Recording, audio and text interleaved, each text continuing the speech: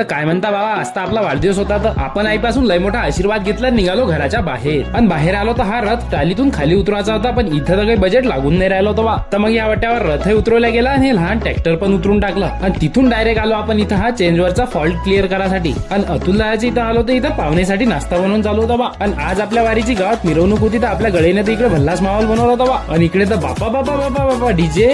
आणि इकडे पूर्ण तयारी झाली होती, तर आपणही चकाचक तयार होऊन आलो. मग माया तुझी थोर देव सदावर जगण्याचं मोल दे चरणी साकर. आणि ह्या आपल्या वारीचा जबर माहोल तर फक्त या भजन मंडळीच्या आनंद बनला होता बा. आणि इकडे अतुल दादाले तर आपल्या गळेनं खांद्यावर उचलून नाचवलं बा. आणि इकडे शुभमले त्याचा साया की खांद्यावर उचलल्याशिवाय राहिला नाही. तर मग मिरवणूकही संपली आणि सत्कार समारोहाचा कार्यक्रमही संपन्न झाला. आणि इथं जेवणाचाही कार्यक्रम तर लय दणाक्यानं चालू होता बा. आणि आपल्या गळेनं तर केक आणून आपल्याला एकदम सरप्राईजच दिलं. तर जय गजानन माऊली, तुम्ही सर्वांना एवढ्या भरभरून वाढदिवसाच्या शुभेच्छा दिल्याबद्दल खूप खूप धन्यवाद.